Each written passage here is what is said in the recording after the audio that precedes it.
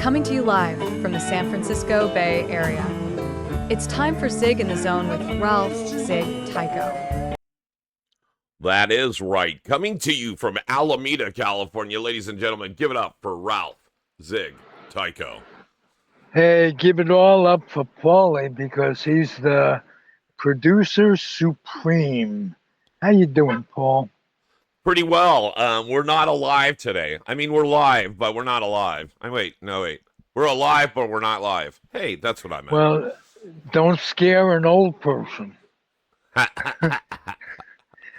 because that day can come very shortly. And all I can say is it will be peace at last on some levels. Go ahead. I'm sorry. I was just No, go ahead. When I thought of that, when you started talking, and after I had said of that, boy, I'm going back to school. Give that guy an education.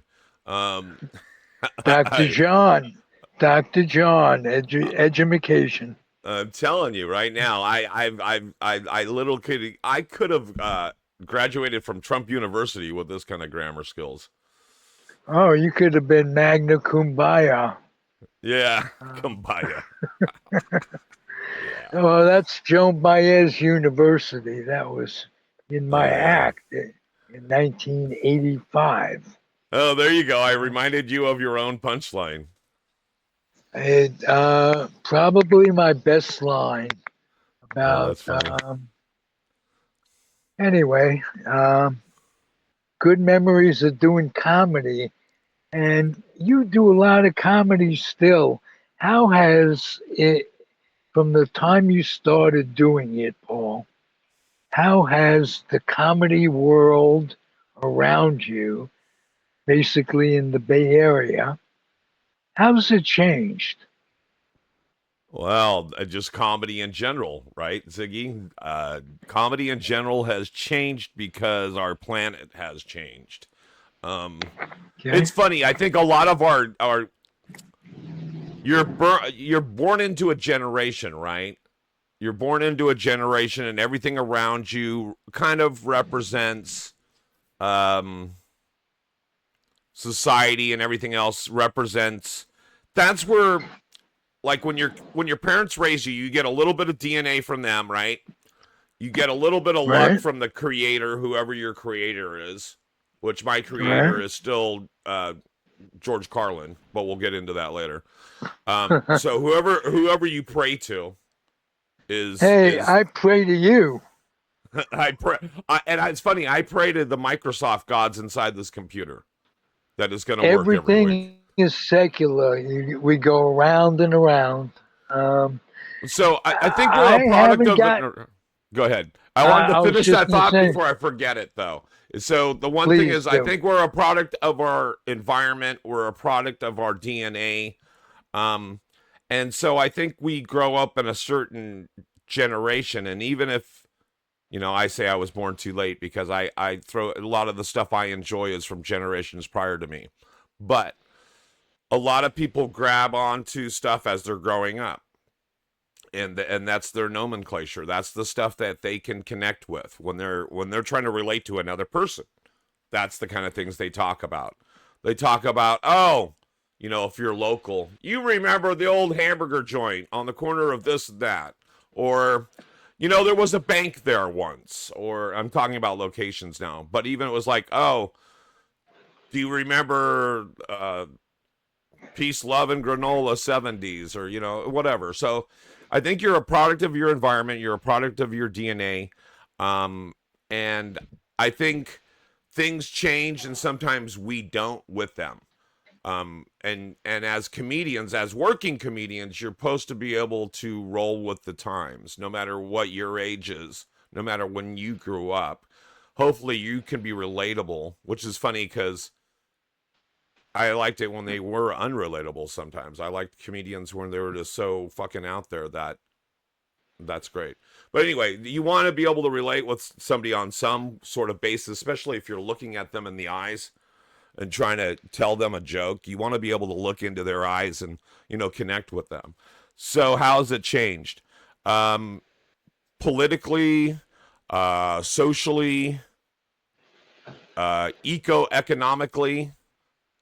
Everything's changed. It used to be cool to go to colleges. I remember when all the comedians would go to the colleges, like Carlin on Campus was one of the biggest, comedy sets that I loved was Carlin on Campus. And he was at Berkeley, right? Because that's where forward-thinking individuals were, right? It's the progressives. He wanted to go back. The people wanted to go back to the colleges because here's an older guy that can relate with everybody.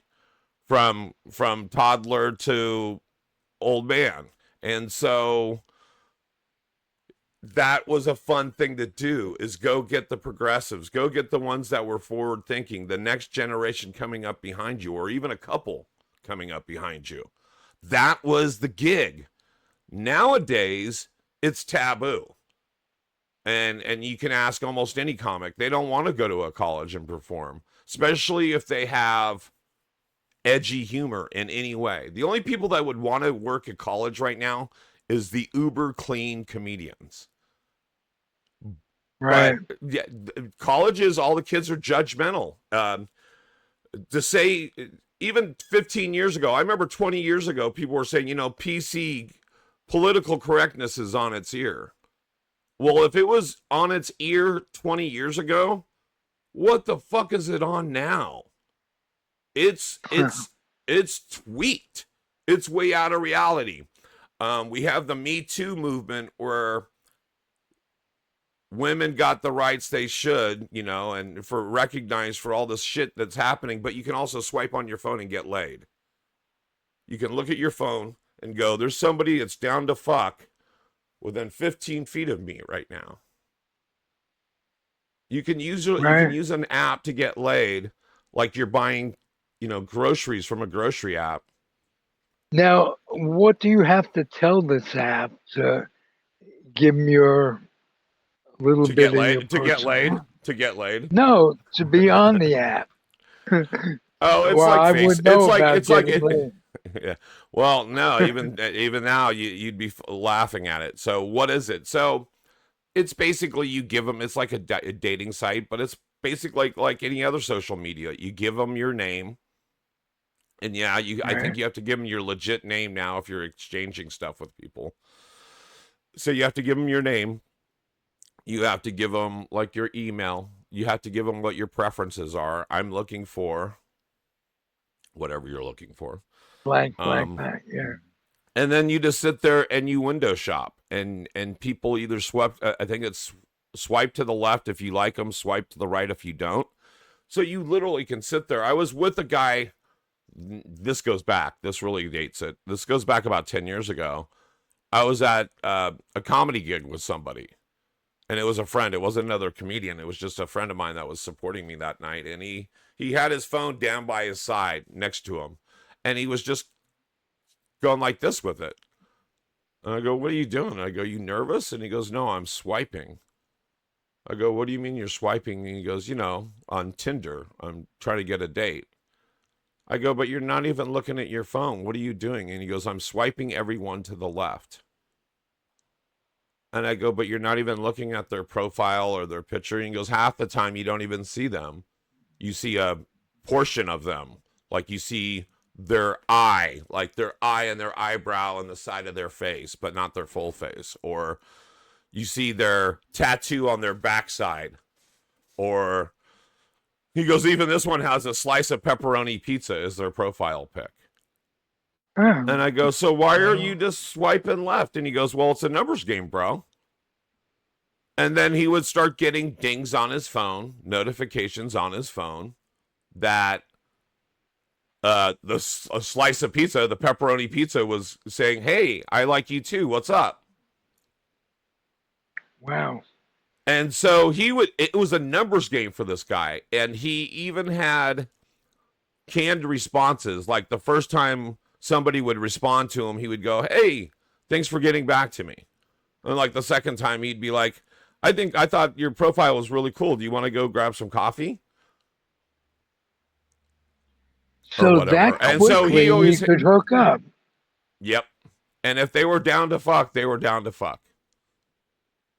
And I'm like, wow, that we thought, the 70s was, free love. And this was 10 years ago. Am I yeah, correct? and they're doing it today too. They have all these different apps, and they're even more so now.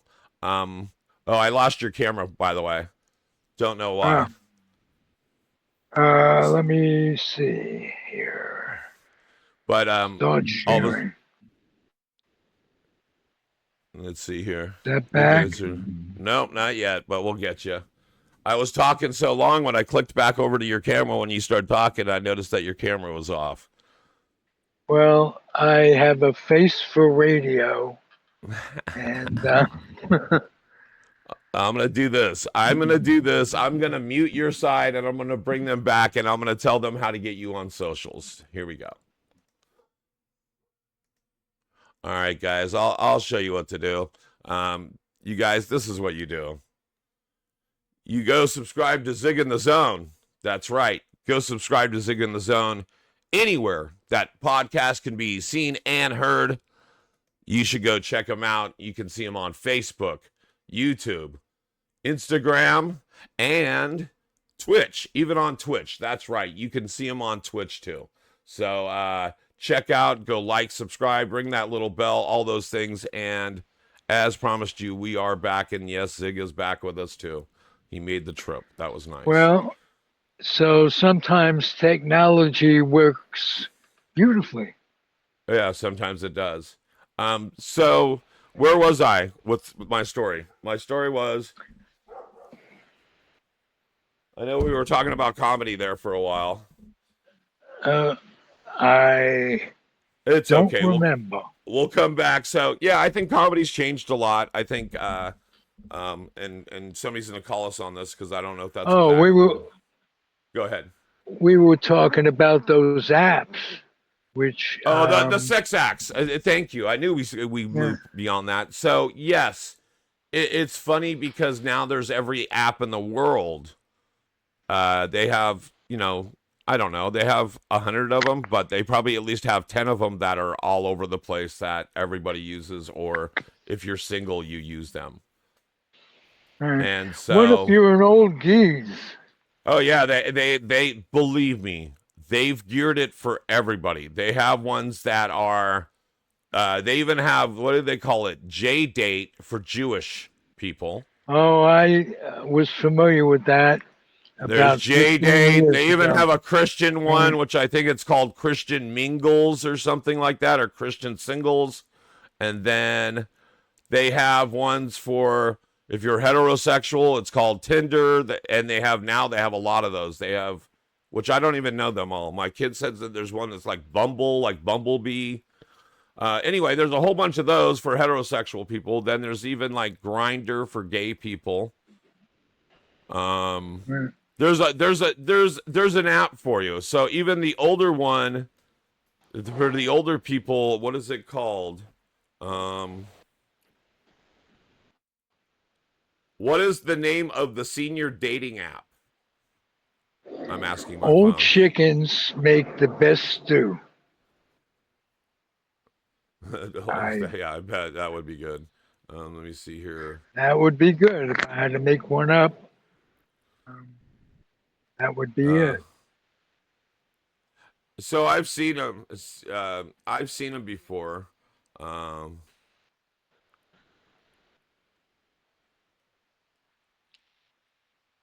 If you were going on one of these apps, what would you put?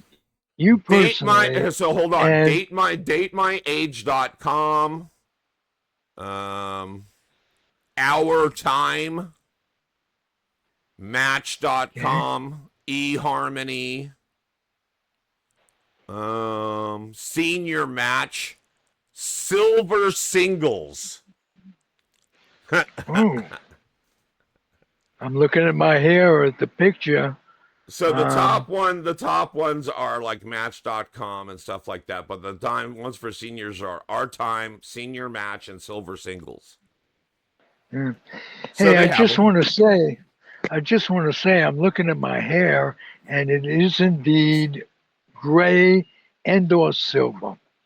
So I would like to thank anybody out there who contributed to giving me gray hair. It worked out okay. I, and, and I forgive you all. And Well, I I hope you'll forgive me for stuff if well, you're listening. yeah, no, and I'm with you.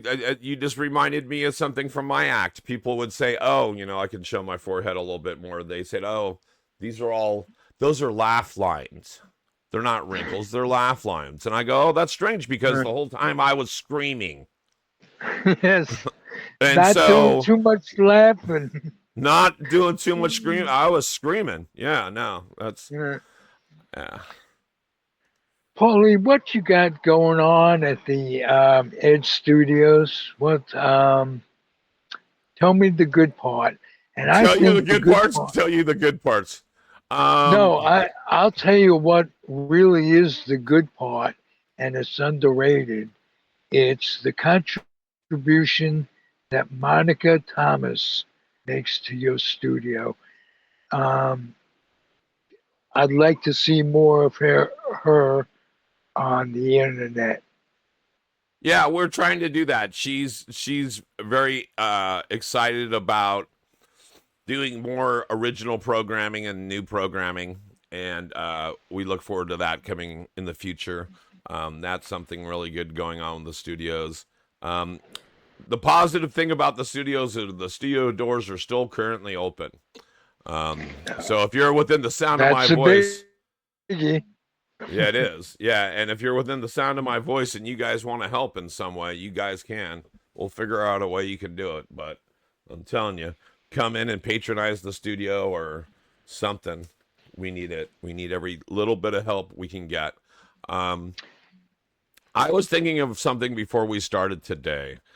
Um, oh, and by the way, we can't. If you're gonna make any jokes at the expense of the Mets, now's the time because they lost that game and they're not in the playoffs. Oh, real funny. Yeah. That This is your last time to get a burn into the New York Mets. it's hard to combine humor with what happened. Um, it was a lousy year. You got an overpaid payroll group of guys who, in my opinion, if the powers that be, Stearns, and I don't think he does anything without the consent of Cohen. I think they put money into the team, but they did not balance the payroll. And their middle inning relief was horrible. And I think that they doubled down on their manager, who, quite frankly, was inept in being able to stop three major losing streaks over the course of the year. And like 10 games, 8, 10 games each, um, it killed them because they got off to a good start. They they were coming off the high of signing a free agent Soto and renewing Alonso, who is tremendous. And Soto gave them a year that they weren't really expecting based on the first month of the season. So they should have done better, should have and could have. I think good times are um, are coming, but they better lock up Diaz for starters, and they better, even if they lose Alonso, and you take that money and put it into getting at least one top-notch starter and some relief pitching. And like I started to say about Mendoza, he could not go into that clubhouse and light a fire under guys who just didn't seem to give a shit at one time or another over the course of the season. They re-signed him, much to my chagrin, and I don't know what the purpose behind that was. Was it in keeping Stearns happy? Because he's the baseball mind. But that's all I got to say about the Mets. It was a frustrating year, and I was sorry for a number of reasons. I have friends who are really avid Mets fans and who are highly disappointed. Much well, like myself. and that kind of leads me in. That's a great segue into what I was going to ask you, which is going to be a great segue into you answering it. Is that we talked to a lot of your friends, your compadres here on Zig in the Zone over the last from few years. from I know that Comfortably you've been Zoned. on Comfortably Zone Networked, and I'll tell you, one thing that we talk about is how your teams, like the Giants and stuff, moved from New York when you were a kid. I'm interested. And they made their journey to the West. I've never heard your journey about how you came west, young man. Well, I was brought west. You were brought west in the 19, back of a white van with puppies, or what? I don't get it. from a draft board who Oh, required me to stay out of the war and by joining the Air Force because presumably you were safer joining the Air Force than the Army or certainly the Marines and what have you. But, and I'll go back to my story about Marty Rose, who um, joined the Air Force because I did. And I was stationed in California, and I was out of harm's way. And he joined, and this is the biggest mind fuck of my life of seeing this play out. Marty is 78, the same age as me, and 2 years ago he developed ALC, Lou Gehrig's disease. Not a disease for the middle-aged or elderly people, basically the young. And they found out what caused it was Agent Orange, yeah. which he was exposed to by going over to Vietnam, where he was to be well protected by the Army and the Marines protecting the base.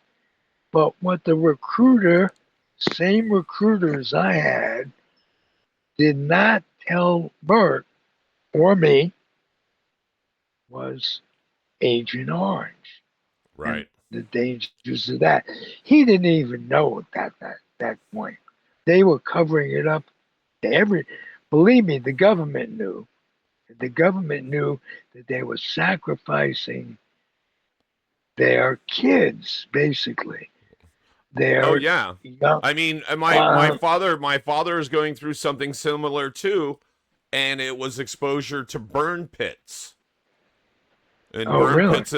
burn pits is where they would throw all their refuge into a pile and burn it. And it could be everything from even Agent Orange, which I don't think they would throw a bomb into a bomb or something explosive into a fire.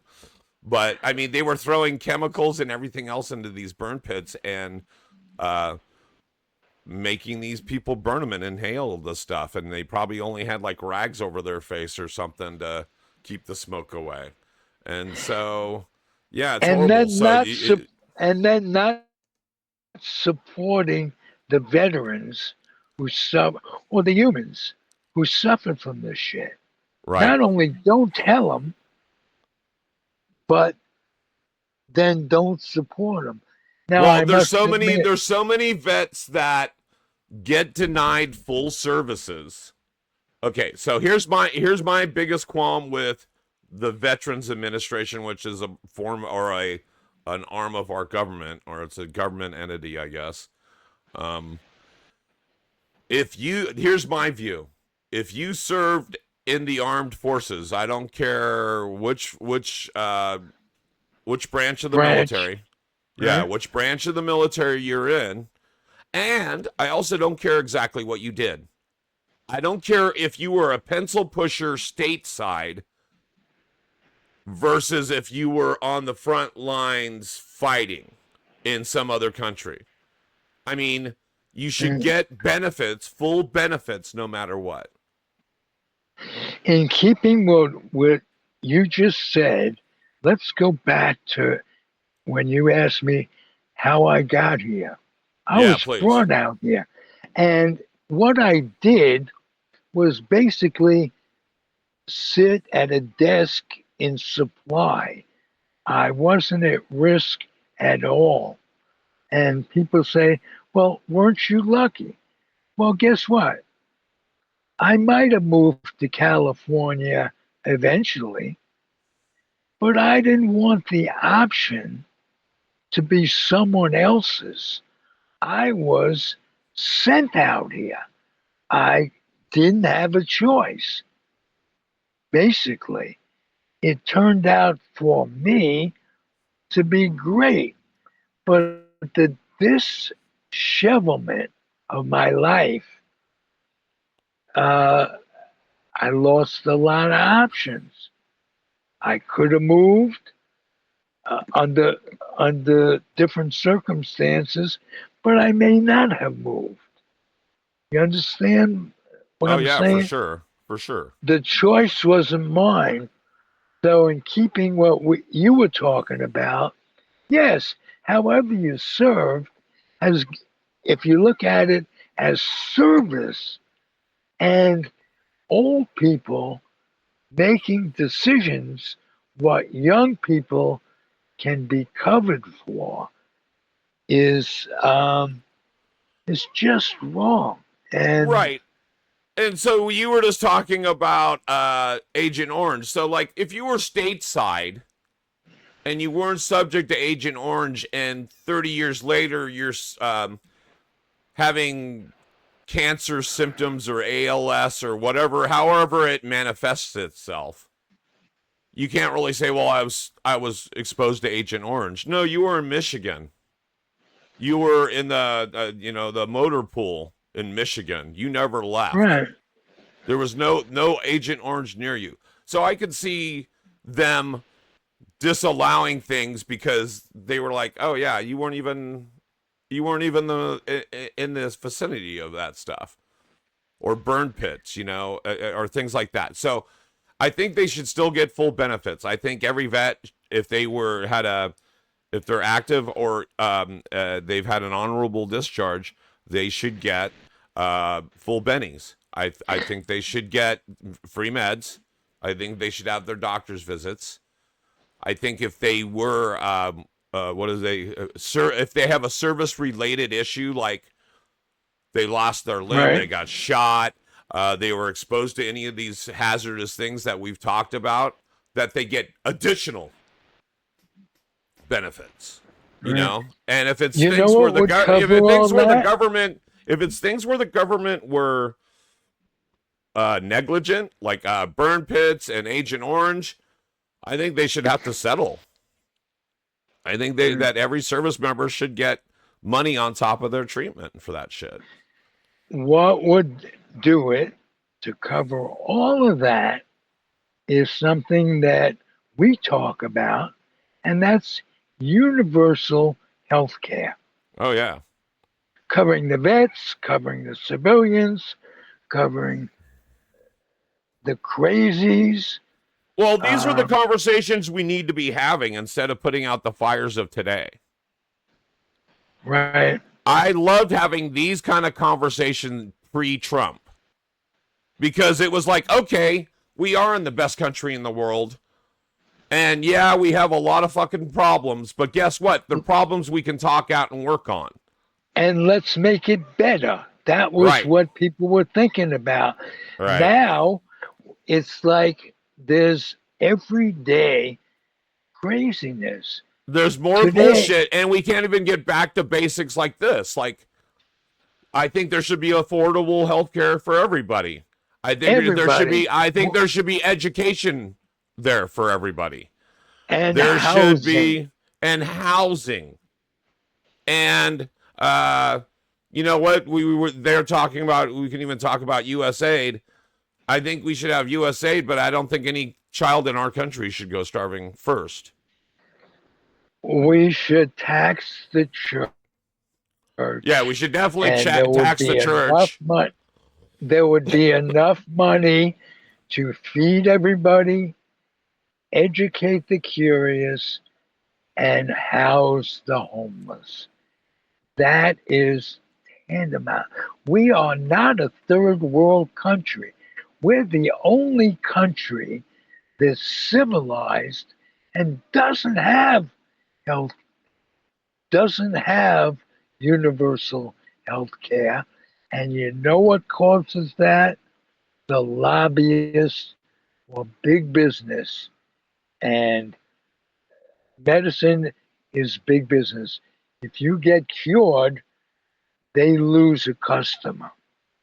And what they have is the control of what's passed and what isn't, because they lobby Congress. And you go into politics and you're almost an instant millionaire because you know what's coming stock market wise. Dianne Feinstein was the queen of that. And you get lobbyist money, oftentimes under the table.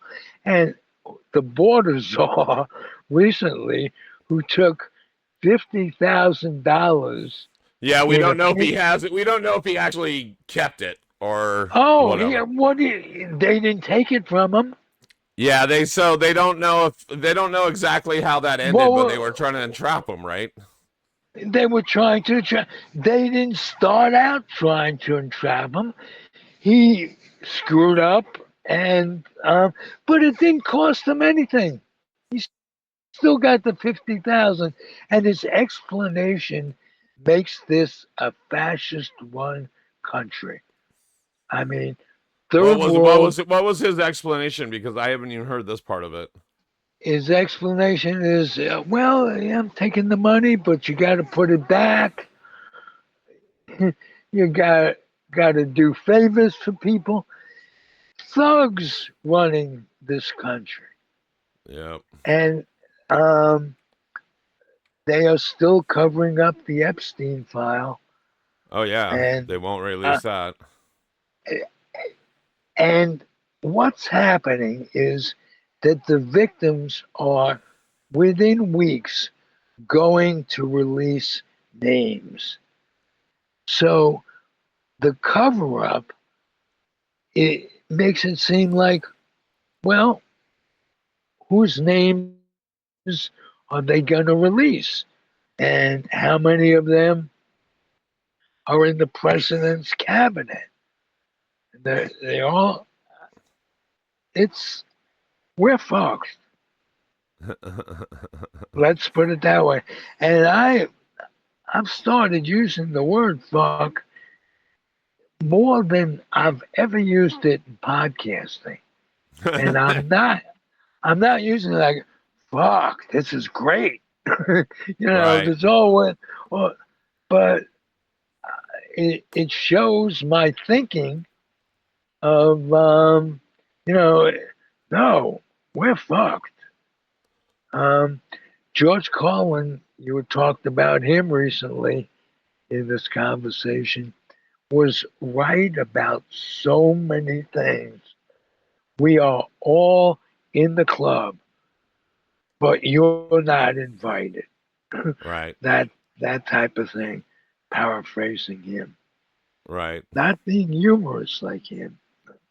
You got to throw in a little humor if you're going to be politically have a political act.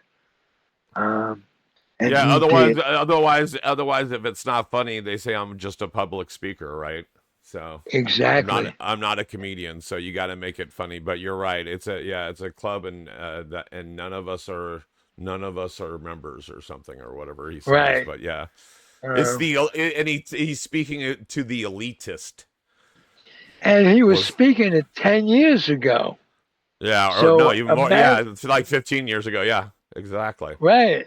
Imagine what he would say. He just a wry grin if he came back in his response. He'd say, "I told you." I, I, he's the one who told us, and we really weren't prepared. Yeah, no, And there's a lot of people that are what do they call them, soothsayers. They kind of see the future, like the Nostradamus. And it's funny, right, a lot of them are comedians. no question. A lot The of them com- go to that extreme um for comedic value. They do it for joke value, but you don't realize it. What was it? Even the Now that reminds me of when Seth Meyers did the press correspondent, the White House correspondence address. They always pick a comedian to roast the current administration and the president and the vice president. And at that time, it was Obama. And he actually started taunting and making fun of Donald Trump. And I remember the one joke he said is oh, there's even rumors that Donald Trump's going to run for presidency in 2016, which is funny because I don't see him running for anything or that's something right. like that, or running, or the only thing he runs for is a cheeseburger or whatever he said. But it was something to that effect. It was like, oh, he hasn't ran a day in his life or whatever. And so he laid into Trump, and then look at now. It's almost like he taunted him to become president. He's like, oh, I'm going to show you, fucker. You were talking So about comedians. you never would see that in the comic distortion. Nobody would have really thought that, oh, okay, he is really going to run for president and he's really going to make it. Yikes. Pauly, there is not a comedian that wouldn't be a better sociologist than a comedian. Oh yeah. And because it's hard to combine humor with what's going on. But comedians all have one thing in common. They look at the human life condition and try to find humor in it because that's the only way to succeed in comedy is by being just like um, a confidant of humanity. And I treasure the time I spent doing comedy and that it led to this, that I can be cathartic and share it with you, Paulie. Um, we have exactly the same ideology. We don't always agree. We don't always agree on um, the minor things, but Right. on the important things, uh, we're there together. And I'm very appreciative of having you share uh, Zig in the Zone with the old man in a small town. In a small town, I might add. So life is both good and bad, and we both realize that we got to make the best of the good parts and handle the bad parts. Um, love you, Paulie. Love you too, Ziggy. And let's go through the things we do. I'm going to mute you out. We're going to do our commercials, and we'll be right back after these words, guys. Whether it's criminal defense, estate planning, or civil litigation, the answer is the law offices of Andrew Doja. Call us today at 510-865-1600 or find us on the web at dojalaw.com. For tenant and landlord disputes, there's no other than the law office of Jeff Canberra. Call now 1-510-865-7369 and don't forget to tell them Zig sent you.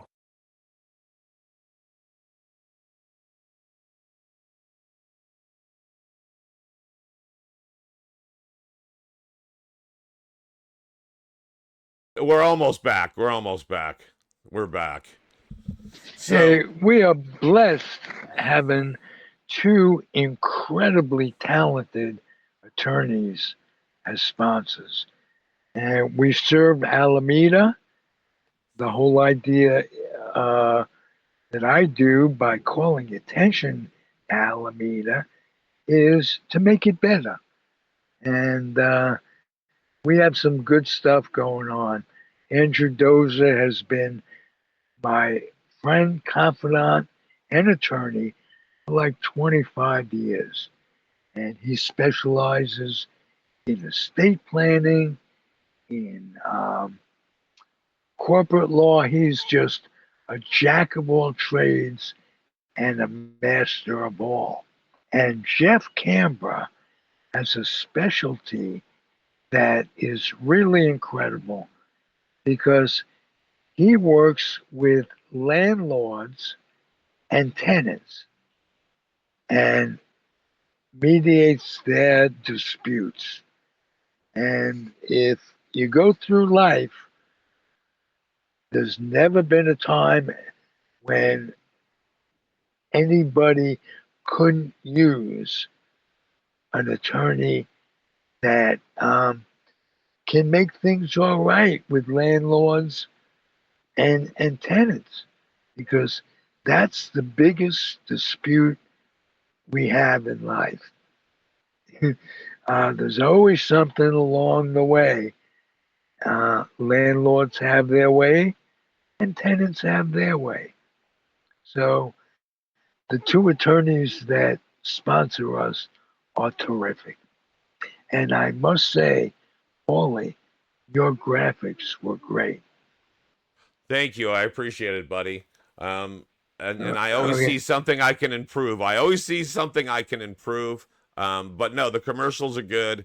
And I can even see things that even when we're done here today, after I finish uploading this, there's always things to improve, which is great. But that's just me. I'm just that person. I always have to try to make it bulletproof. Now Edge Studios at the non version or the non-Valley version of the studio is pretty bulletproof at this point. It needs butts and seats. So we would love to see you at Edge Studios. If this is something that you would like to do either from your own home, please reach out to us. We can help you do this. Please reach out to us at 650-503-3435 or send us an email at edgestudiosonline@gmail.com.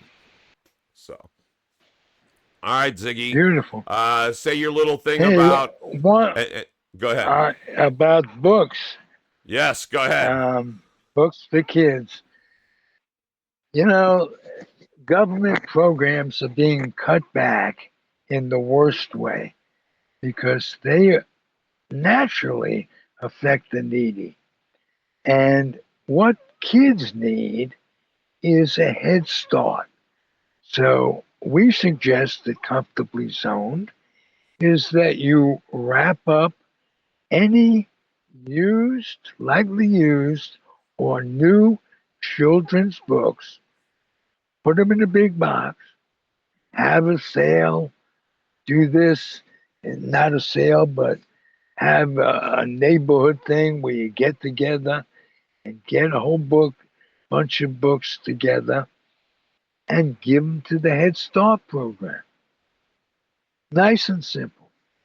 Kids need a passion and they need to learn to be the best readers around.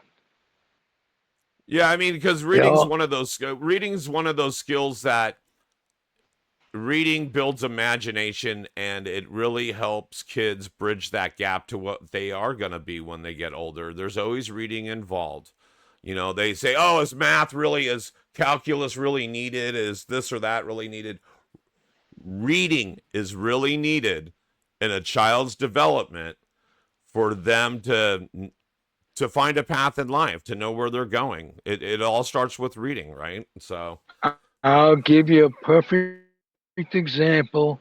When I was a kid, I wasn't doing well in math.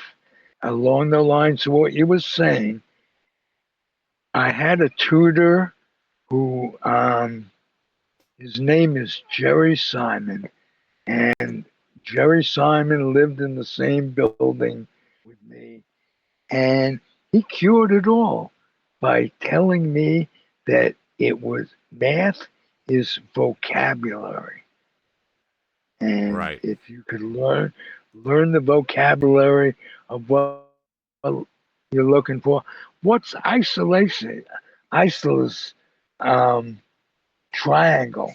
Well, if you learn that, you can learn. Isosceles triangle. Hey, I know that one. Right.